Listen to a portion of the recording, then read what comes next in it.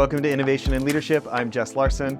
On this episode, I've got my good friend, Laura Walker-Lee, back co-hosting. She's the CEO of AG Ventures in the film finance world and also, AG Capital, and then also Madre Ventures, does some very big, especially late stage venture work and deals. And we are really excited to have Liz Elting on the show. Liz, thanks for doing this. Thanks so much, Jess. It's so great to be here. So Laura and I both have so many questions, but let's give people just like a little bit of frame of reference of, building such a giant global brand, now the foundation and the book. Why don't we do like a quick overview? And then Laura and I have so many questions about how you've accomplished so much.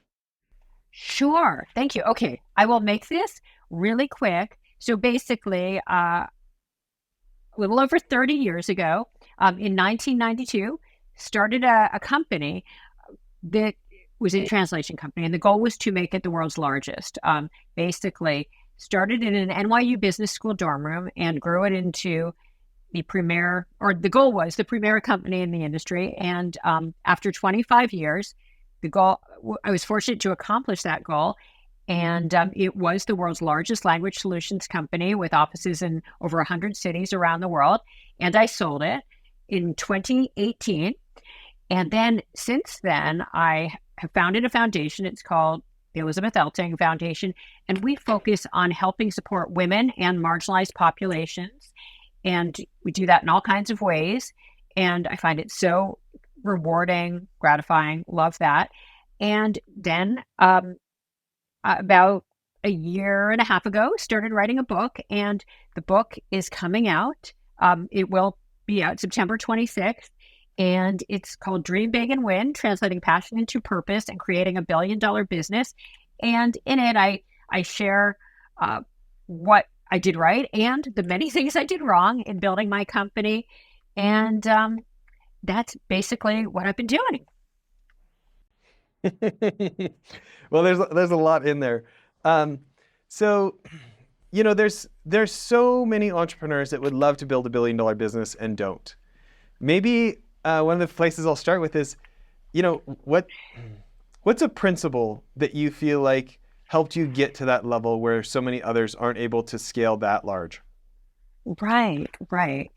And I think for me and for us, it was coming up with very specific goals with deadlines and then sticking to them.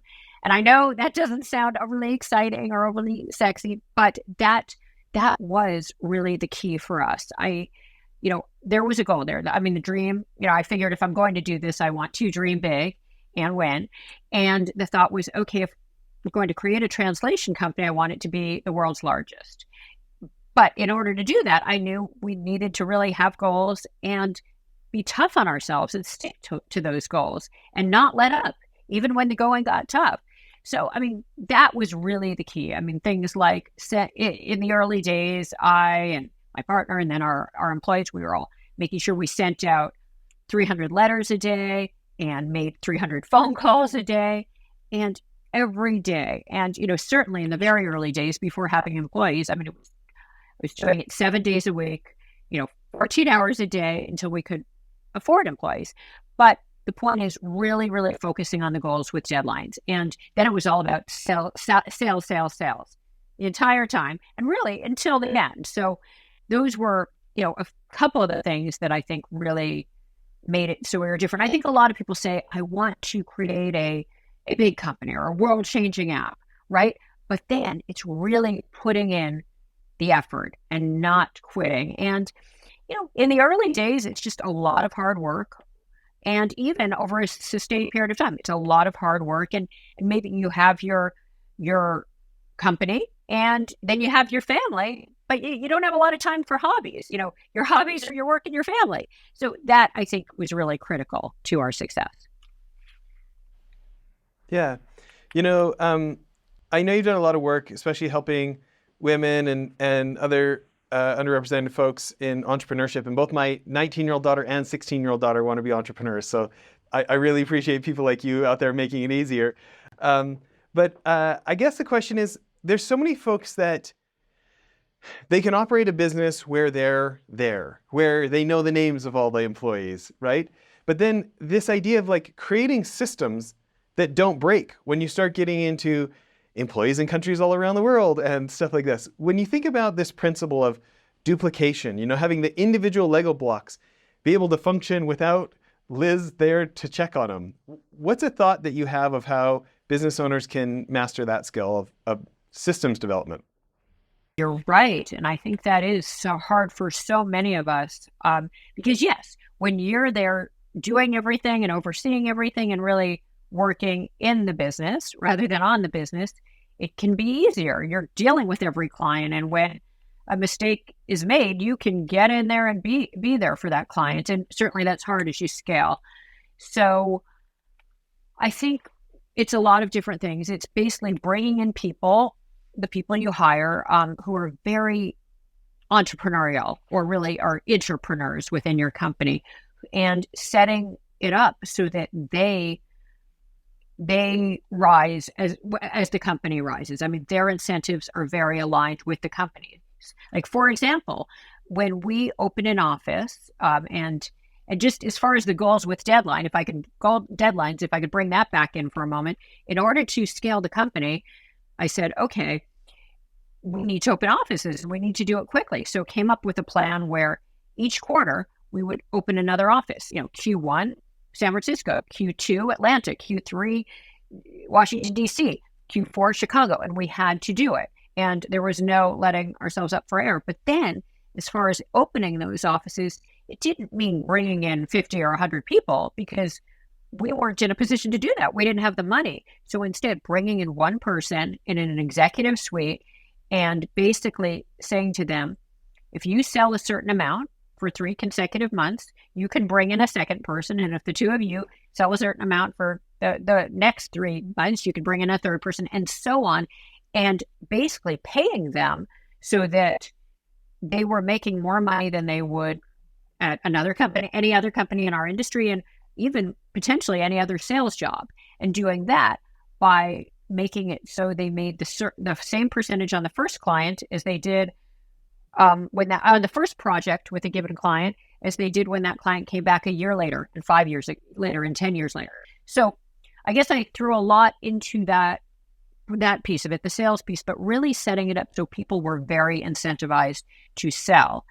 As far as on the production side and getting work done, yeah, I mean, incentivized so people were very quality oriented, and setting up incentives so they were very quality oriented. And, that relates to training, inspection, putting in an ISO 9001 certification program, basically giving awards when people deliver the best quality.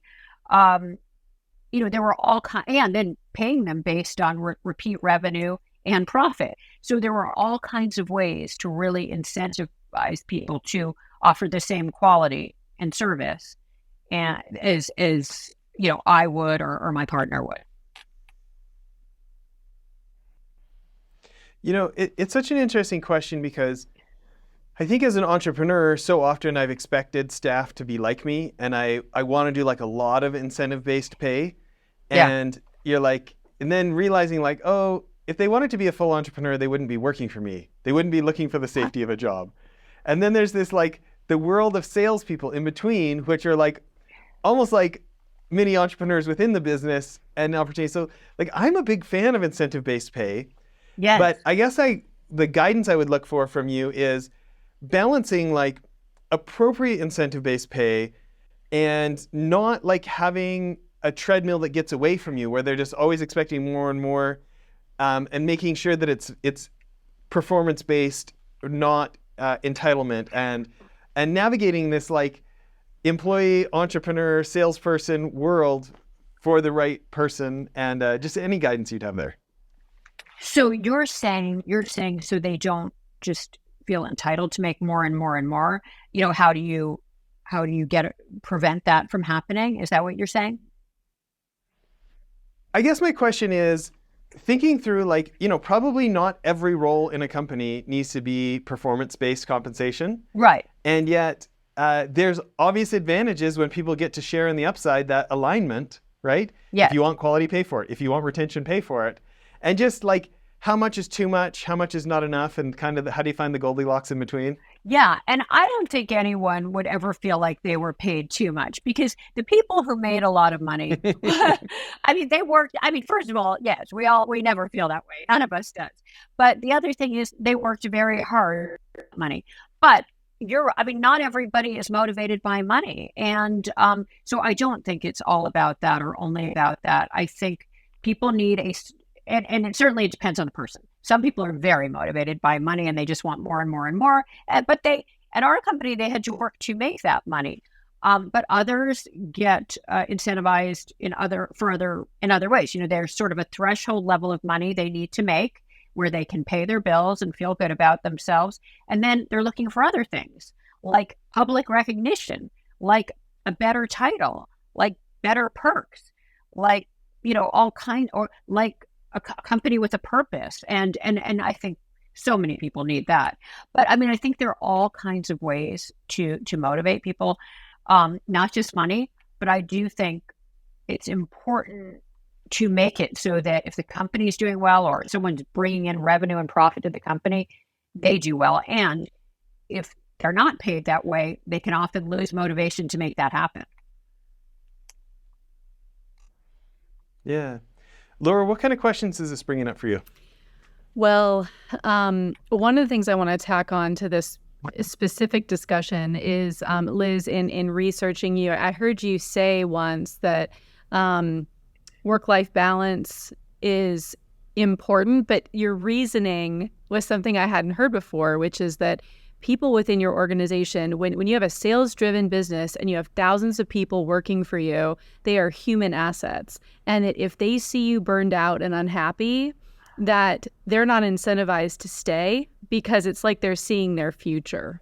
Do you want to, I thought that was such a great note. Yes. Do you want to expound on that at all? Yes, absolutely. Thank you for asking that, Laura, because I did learn that. Believe me, I did so many things wrong over the years, and certainly just trying to keep up with everything myself and trying to spoil the client with service, I was burning myself out. And so that was no good. And then I saw, I mean, by the way, another thing that I did wrong in the early years is work so hard on selling.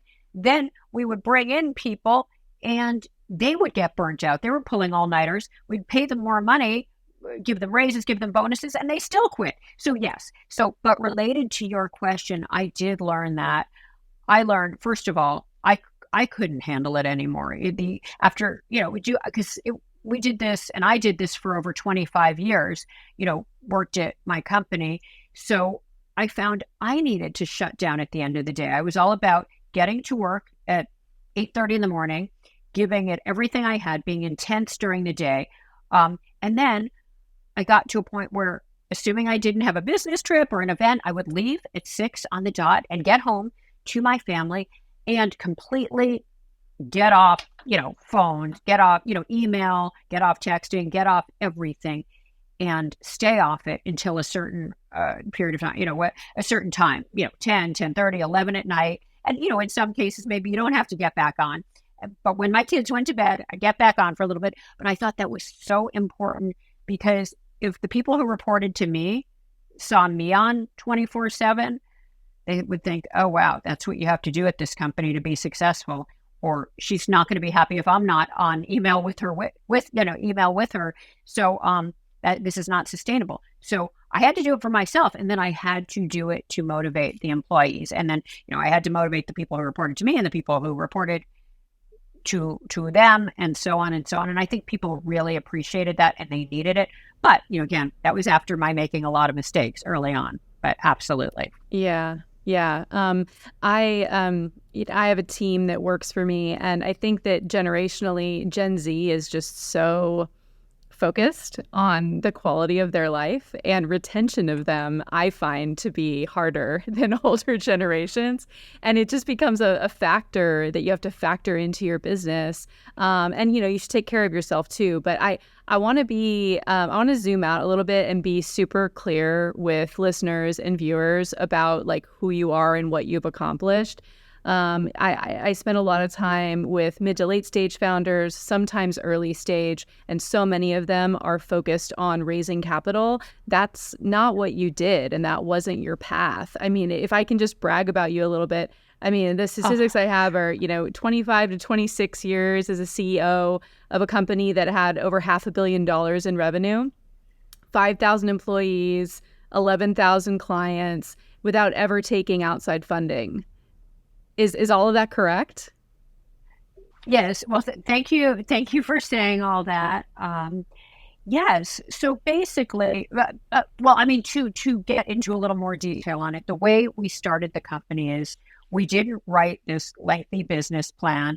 We instead said, okay, this is what we're going to do. We're going to ideally build the world's largest language solutions company with offices in every major city around the world, a real one-stop shop. And the way we went about it was getting on the phone and selling. Now, we didn't work on getting investors.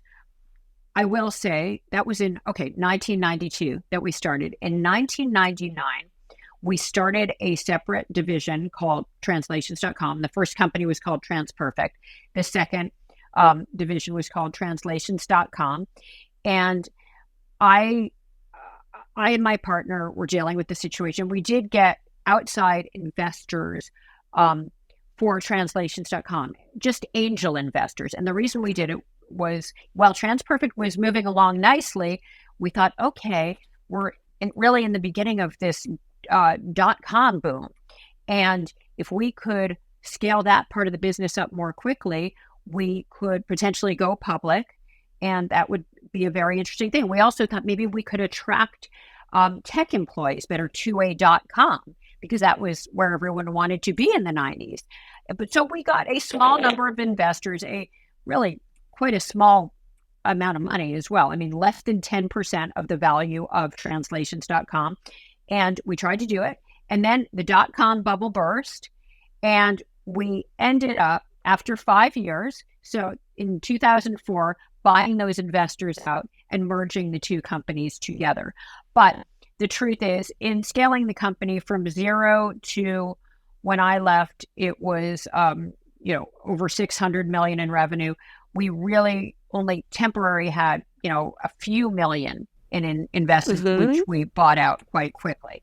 It's incredible. The reason thank you. But I love talking about it, because what I say to people now who are so focused on getting investors, because they feel that's the key. And I understand for some businesses it may be, but I always say, if you can just focus on sales and profit, revenues and profit, because even if you kill yourself to get that funding, you're still going to have to make the revenue, bring in the revenues and make the profit, or you're going to go out of business. The funding is not going to carry you through. Those investors are not going to be happy, and they're certainly not going to be happy if they don't get their money back. And either you're likely to have that situation that they don't get their money back, or that you go out of business with no company to speak of if you don't focus intensely on the revenue and the profit. Thank you. Thank you for those clarifications and for giving color to your story, because I absolutely agree. When I work with founders, I often tell them, I remind them, venture capital is the most expensive money out there that you can take into your company, because you really have to give away so much equity. And so, after 25 years of having your company, your exit plan for yourself was probably much more lucrative than founders today and how they're designing their businesses from the beginning. And so I just have such a healthy respect for what you've built. And I would love to hear about this book that you've written, because as someone with your life experience, I'd love to hear about this book that you're coming out with. Oh, thank you. Thank you, Laura. And, one other thing I'm thinking related to what you were asking me for, because I do think that's such an important point, that you need to be intense during the day, but then make sure you make time for work-life balance, so you feel it and your employees see it and they want to be at your company for a very long time. And the last thing I just wanted to say on that is, the more you can make it about results and not hours, the better. And, I felt that way early on, just finding ways to make sure people are crystal clear on their goals, on what they need to do to be successful at your company, to be promoted, to make more money, to feel good about what they're doing. Make it very results oriented, versus as opposed to hours oriented. And if you can do that, I think, that can really prevent employee burnout, and it can make it so you're not always, watching, are they on the clock? So, but thank you. My book. As far as the book, I wrote it because I learned so much along the way, as I mentioned, from what I did right and the many things I did wrong. And I found I so enjoyed the journey. I loved the people I met. And then I sold, and I was loving the foundation work and trying to fund and mentor other entrepreneurs. And I've been doing that and been doing a whole bunch of things with my foundation.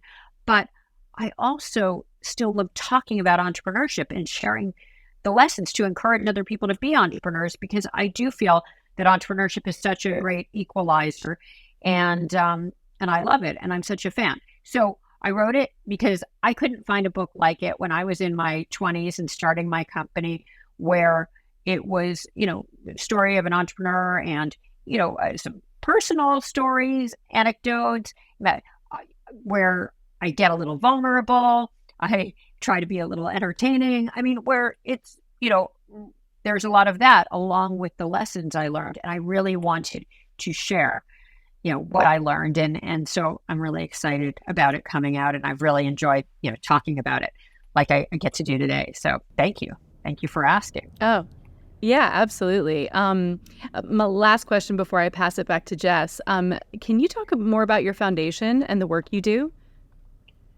through the Liz Elting Foundation?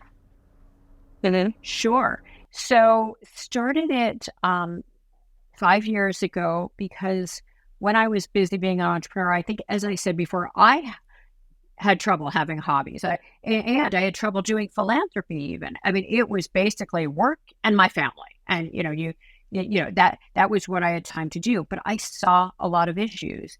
I saw issues with women not being treated the way they should be. And I had experienced some sexism in my own career.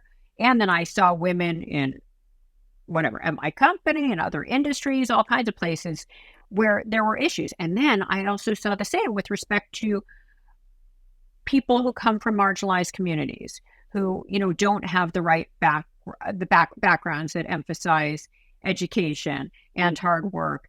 And they're trying to do all the right things, but they might not have the money to pay for their education or to start a company or the role models or the resources or whatever they need. So the bottom line is I focus on helping support and empower women and marginalized populations. I do it in a number of ways through NYU and NYU Business School's Endless Frontier Labs, American Heart Association Social Impact Fund, and then I do it through scholarships to universities, and then also have gotten involved in heart disease and women and heart disease, cancer, gun safety, and hunger, like fighting, hunger. So a bunch of different things, and it's incredibly rewarding. Stories and the business stories, and obviously our show has a lot of CEOs and investment fund managers that listen. Can you tell us one of the business stories from the book? Wow. Okay. Business story. Like, I'm trying to think. Or principles or.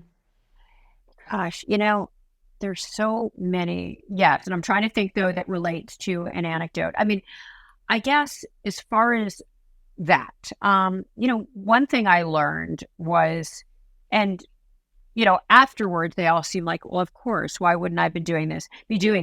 But I learned the importance of really meeting with and speaking to your people. And what happened to me was I was sitting there, working, and I had an employee that I worked closely with sitting just nearby, like right outside my office. And we were speaking regularly, like every day, about business and that type of thing. And I thought, okay, things are going great. She's happy. And then one day she came in, she said, I'm sorry, I have to leave. I quit. And I thought to myself, oh my God, how did I mess that up? And, it turned out that she didn't see the career opportunity for her at our company. And this was in the early days, and I was just trying to get the work done, and I wasn't thinking that way, right? in the early days, we don't always think of those things. And so I learned from that experience that I'm a big believer that I need to start having one-on-one meetings with our employees. And, I did it over an extended period of time with my direct reports. And then I also tried to do it with people who didn't report to me as the company grew. And I really loved those meetings. I would sit down with people and say, first of all, I'd say, how are you? And they'd say, fine. And I'd say, no, but how are you really? And I might have to ask them 3, 4, 5 times to really talk about what they might want to talk about. And usually related to personal things, and then sometimes business. And then I would move on to talking about how things were going for them day in and day out in the business. And then long term, like, what were their goals? And were they on a track where they knew if they had achieved certain results, they could accomplish their goals? And then I would also use that opportunity to give feedback. But I learned from that, you can be sitting next to someone, or nearby someone for an extended period of time. And if you don't really sit down and have those one-to-one conversations, you could be completely missing the boat. And I was. So I really, really valued those conversations. And then what ended up coming from those was things that didn't just keep that employee motivated and have them stay with the company, but also that were very beneficial to the company overall. Like I would say, okay, if you were running the company or if you owned the company, what would you do differently? What would you change? And got some wonderful ideas from those conversations. But, that was a lesson learned from, something I did wrong that I learned over time. So, yeah. I love that answer. Thank you. First time I was a CEO, I was, 28-year-old CEO of an investment fund. I didn't really know what I was doing, right? Messing things up all over the place. And so I ended up getting a CEO coach, and it changed so much for me that after that, I started doing CEO coaching. I've kind of done that over the last dozen years and, mostly out of it now, but have enjoyed a lot of that time. And our leadership training company even teaches managers how to do that. But there's this extra complexity that you just talked about I would love for you to dive into, which is it was different for me to have a CEO coach who kept everything confidential. Nobody in the organization knew them. I could say whatever, it's like a chance to vent and all these kind of things, right? But when the one-on-one's your boss, it's different. Do you mean it's like a special skill for a boss to care enough to get an employee to go shields down and be honest? Because just because your boss says how things are going, there's this weird thing for the employee of well, do they really mean it? How helpful do they really want to be? Or do they just want to look like the boss who wants to be helpful? So I'm interested in any tips for the rest of us of having that kind of sincerity and making it safe for employees to tell their bosses the real hard things, not the politically correct hard things. Yeah, no, that is a great question. 'Cause you're right. I mean, I think a lot of people might feel funny talking to their boss openly or the CEO openly. And I think, there's that saying, they don't care how much you know until they know how much you care. But I understand you're saying, but how do they know it's really authentic? That you actually want to hear about it and that you won't use it against them. I think it's just being yourself, being genuine, and, opening up to them about your issues and your challenges. And I think, sure, I don't believe in every employee being your best friend. I mean, there is a line, but by the same token, I think it's important to be a vulnerable leader and to open up and to show that side of yourself too. And I think if you do, they may be more likely to open up with you. And I think, I think it's just, I think that would be how to go about it.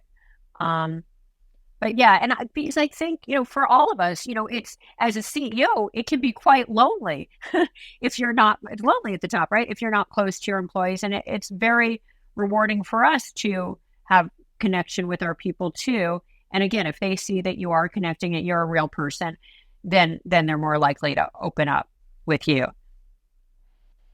Yeah. Maybe just to finish this train of thought off, when you think about how making that a part of your routine and what people could expect from you as a leader, to really put a point on it, why do you think that helped you build $1 billion business?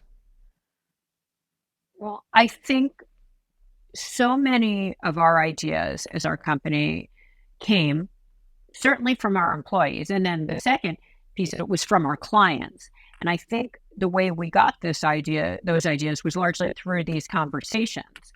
So I think, as I said, I mentioned that briefly, like innovations, but I think it was everything from, how can I motivate this individual more? How can I motivate our employees in general more? How can we make clients happier? How can we create the a ideal culture, the best culture to be an employer of choice in our industry and ideally in any industry? So much of that happened from sitting down and really knowing our people and making sure they were happy. So I used to think that the key to building a world-class company, a billion-dollar company, was spoiling the clients with service. And I still do. But what I learned was it starts with spoiling the employees and really serving the employees, servicing the employees, making sure they know, we're in this together. We have a purpose. I mean, there's a purpose behind what we're doing, and it's important work. We're breaking down borders. We're bringing the world together, and that's very special. And then also, basically making it so that they're happy in the process and dealing with all the issues and all the challenges they have, whether it's working too many hours, whether it's, why is there an espresso machine on the 40th floor, but not the 39th floor? I mean, it's all kinds of issues. But I think when you make your employees happy, then, you make the clients happy, and then the rest takes care of itself. And I really did learn that over time. So that's why I think those one-on-ones are so critical, because, the last thing I'll say is, technology is wonderful in a lot of ways. We all know its advantages, but I don't believe it should take the place of human interaction. I remember, when phones were answered by machines, we never let that happen. I never let that happen. It was always an in-person receptionist until the very end.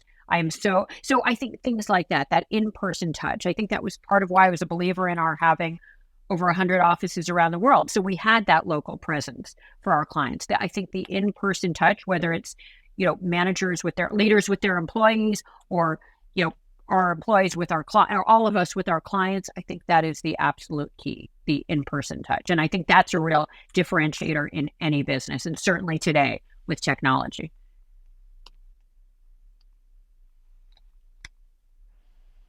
Yeah, no kidding. Laura, the next three are over to you. A few things. This is really for any entrepreneur, but I'm going to frame it for women, just because, women is a big focus of your foundation. The name of my company that I run is Madre Ventures, and it's really about bringing female traits and energies to the venture capital sphere. And I think women have a lot of dynamic contributions to make to the area. Women are having such a hard time raising money in those atmospheres. And I just want to double down on your business growth being so sales oriented, relying on yourself, your team, bringing in that capital, retaining your ownership.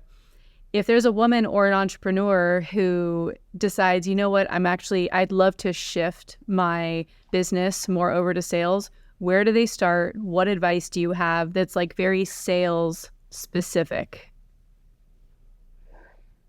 Right. So that they're focusing on selling rather than raising capital.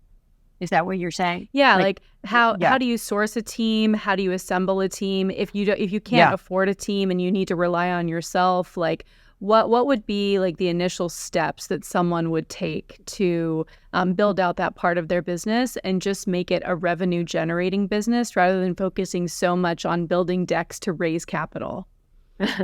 Right. And I think that's, in this day and age, it's a lot. In any day and age, it's networking, right? We used to do it another way. We used to get on the phone or send out letters. Now, in this day and age, it's through social media, for sure. It's going to in-person events. And for women, I will say that one of the big changes that I've seen since I started in the 90s is back then, there weren't women's groups. There was almost nothing. Now there are so many women's groups and women's conferences and all of that. So getting involved in those women's groups, those women's conferences, networking online, through social media, and basically just trying to meet people in going to trade shows, being at trade shows. So it's all about connecting with people in all these different ways, meeting people through your charities if you happen to be involved in charitable work. But it's really, networking like crazy, getting the word out on, online, on social media. And then as far as hiring people, hiring in a way so that you are incentivizing your sales team to sell and making it very results oriented so that they make good money when they're selling and not when they're not selling. Oh, and one other thing I did that I thought was very valuable in the early days is we would set up partnerships so that I would meet someone at a company and talk about what we did. And of course, talking about what we did, like it was our obsession, was important because then people would try to get on board and help. And they said, okay, well, our company doesn't need it, but we have clients who might need it. So then setting up partnerships where that person I met was selling our service, and then rather than paying 10% commission, they would get 5%, this partner company, and then the person on our end who was handling the business would get 5%. So setting up these partnerships is very valuable because there's no cost, right? It's saying, if you bring us a project, we'll pay you 5%. So I think that is very helpful in the early days. And then hiring people right out of college who are sales oriented. And the reason I say that is professional salespeople, they've already made a certain amount of money. They're older. They need a certain amount of money. But people who are hungry, who will take the risk and don't need to make a lot of money unless they're really selling and they have, and they like the idea of a team under them. Those people are very valuable too, because then you can train them, develop them, mold them. So that, and they're lower cost. So that's also a good way to go. And then bringing in a good sales coach. We did that as well because, it was a lot of learning by doing for us. So brought in a great outside sales coach who, when we just had a handful of salespeople, would meet with our salespeople first as a group and then one-on-one and talk about goals and how they were going to get there. And that was very helpful. So I think it's a combination of all of those things. Any different iterations of business since the 90s, the early 2000s, and now we're going through, new chapters in business and in finance. What's one thing that you know to be true about business?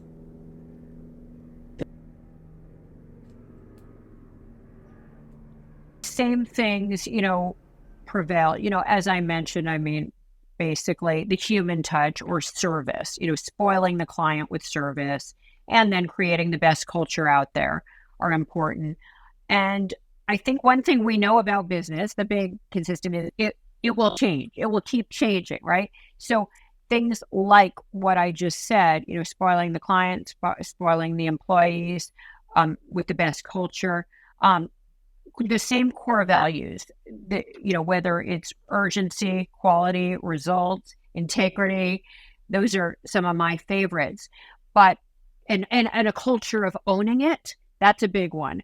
Basically, obviously the entrepreneur is going to act like they own it and the CEO is going to act like they own it, but creating a culture of owning it for the employees too. And I think it's clear that things will change, and products and technologies that are in services and technologies and products that are important today may well not be important or even useful 5 or 10 years from now. But if those values and those values are a part of the company, then you can keep pivoting. So I think it's really important to focus on those. And then, of course, pivot as necessary. Keep innovating. Keep anticipating what the client will need before the client knows they need it, and then introduce it. I mentioned that often we got ideas from our clients, and certainly we did, but also it was through conversations where, or their actions where we could see what they might need. And I think it's important to keep, innovating while you retain your core values that are everlasting and important till the end of time. Mm-hmm. Yeah. Wow. I mean, there's so Yeah. much in there that you just mentioned. One thing that you do seem to anchor to, or I've heard you say a few times, is spoil the client. What does that mean to you?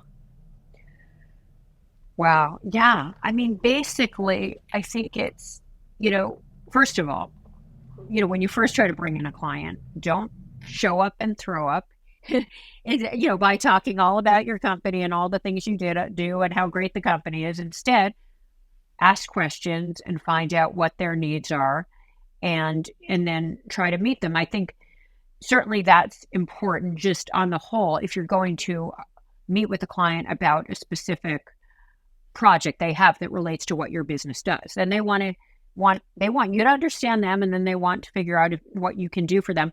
But aside from that, it's really getting to know them as people, because there's sometimes when we have a client where we haven't even gotten that far, where we're not going to give a presentation at a meeting.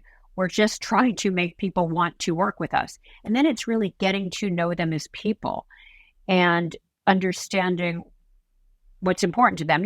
Back in the day, there was a book called Swim with the Sharks by Harvey Mackay. And he had, I think, a 66 question survey that he would make sure you could answer about all your clients. And it was, things that were important to them, their family members' names, their birthdays, their favorite colors, their favorite foods, all of that. And the point is really know your clients. And as I'm a client of people now, I notice it. Some of them, just get back to me about the details on how things are going related to the work I'm giving them. And then some are looking at what my biggest issues are in my life and thinking, okay, how can I be there for her? How can I, address those as well? Now, I mean, it's so much depends on the type of business you're in, right? But it's really knowing your client as people, solving their problems, being available when they need you, in a way that they're not going to get from the average company. And I think that was really my impetus for starting the company. I mean, I loved languages. I saw the globalization of business, but I also thought clients need things faster.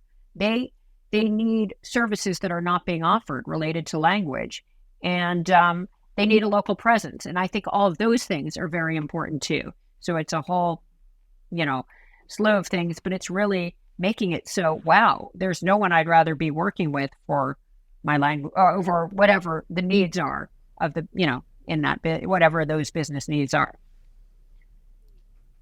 Good stuff. This is great. I love these specific details, and I can really tell that you've done it over and over again in your career. Just really considered the needs of your client. You've been attentive, and clearly it's paid off. So that's awesome. Jess, back over to you.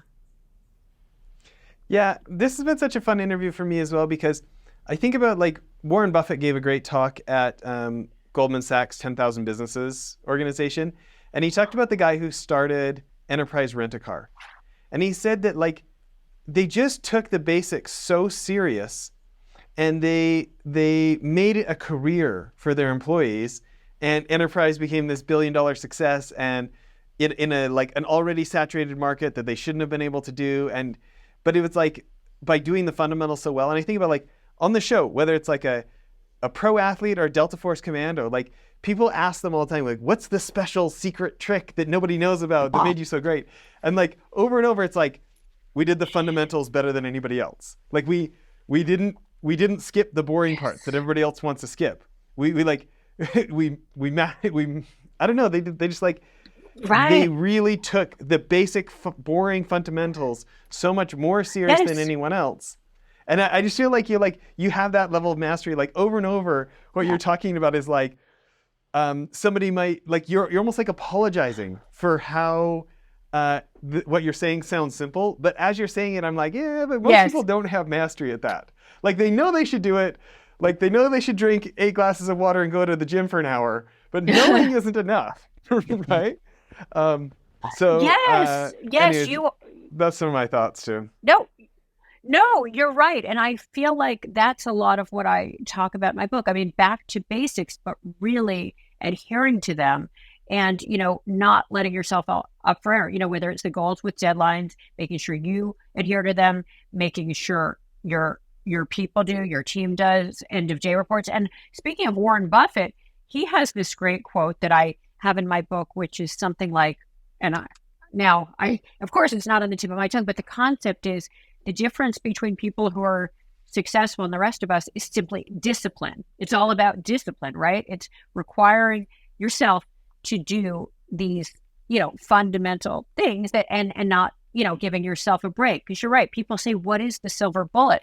And it's hard work and over a sustained period of time. And, and that sounds so, basic and, not sexy, but that is the truth. And I think it's the way to go. And I think, it's rewarding because if you can do it with a team you like and you're having fun and you have a common purpose and you work hard and you play hard and you can change other people's lives and your own in the process, it's so rewarding. But yes, agreed. It's kind of back to the basics and sticking to them. Well, I love that so much. Like, so we've had these guys from Delta Force, classified, Army Special Operations, arguably the best hostage rescue folks of any military, right?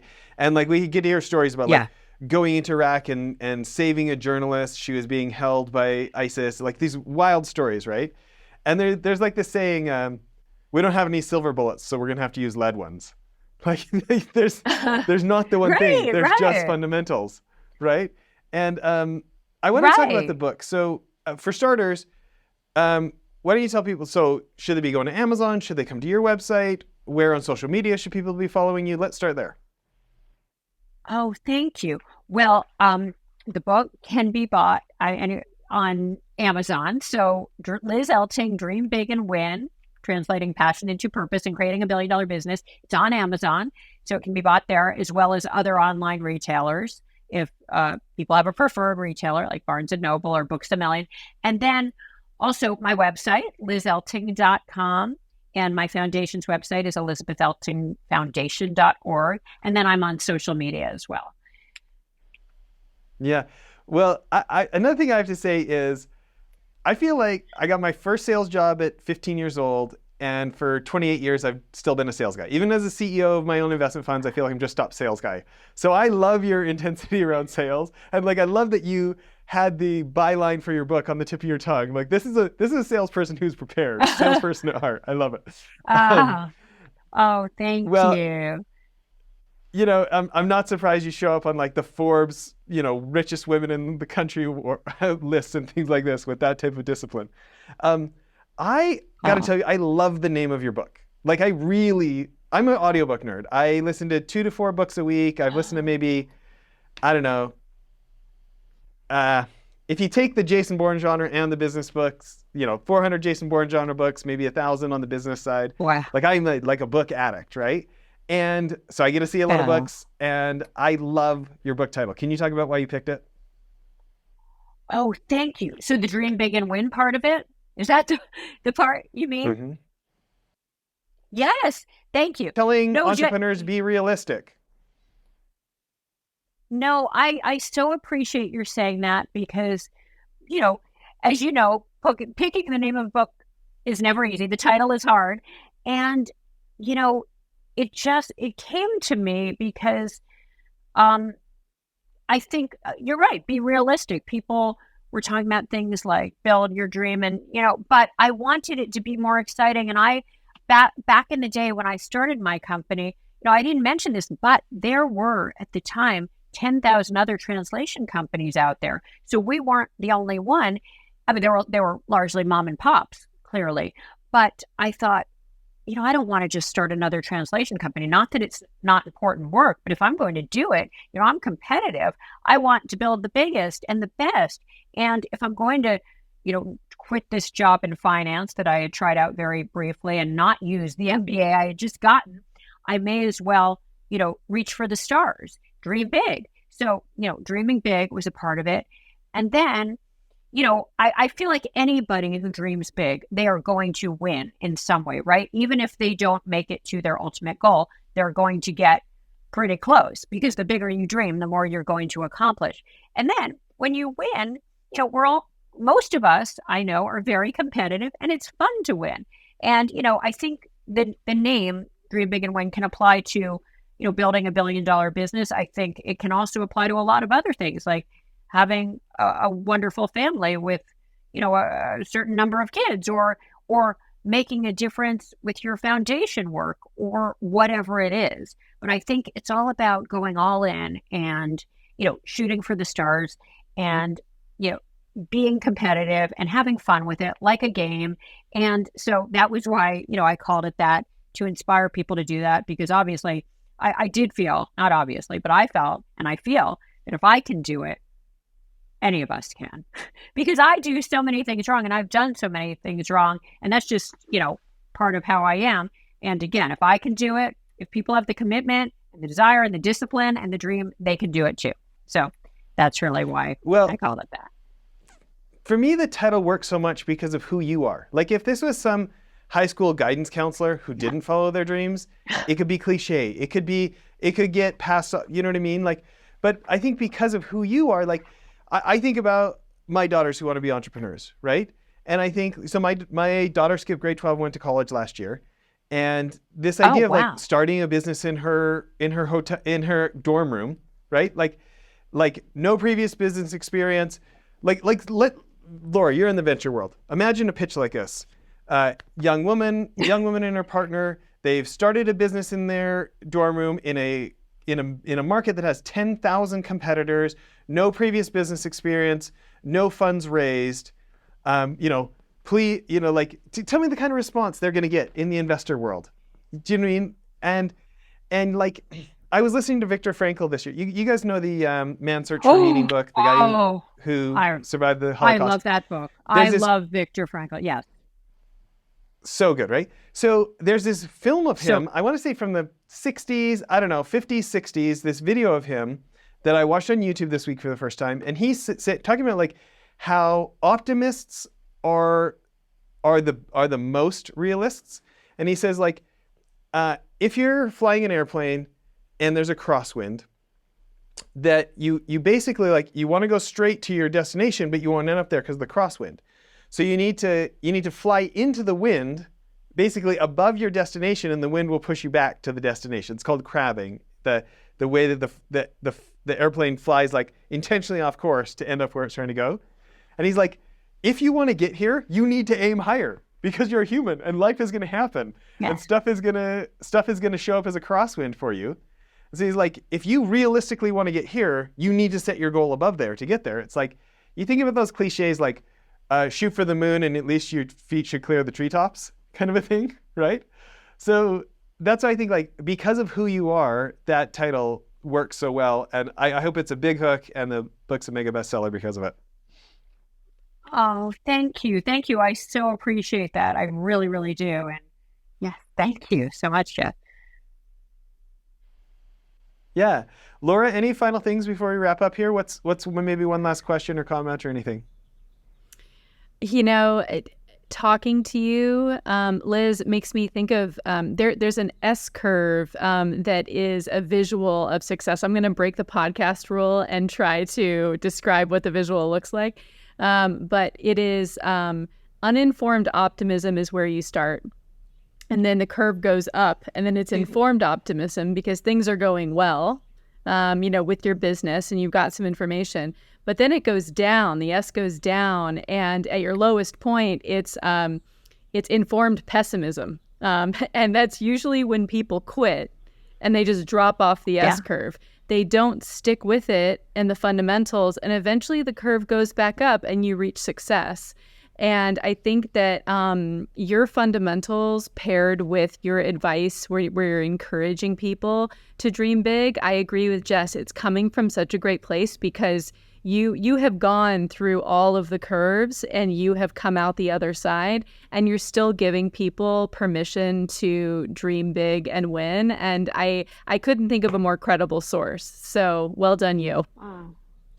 Oh, well, thank you, Laura. That's so nice of you. I really, really appreciate that. And, in my book, I certainly talk about, a lot of things I did wrong along the way. And but we learn from them, right? Those mistakes. And I think, we're all, obviously we're all lifelong learners here. And that's the great thing, right? That, I appreciate that you too, are continually learning. I am too. And I feel like I just have a lot more to learn.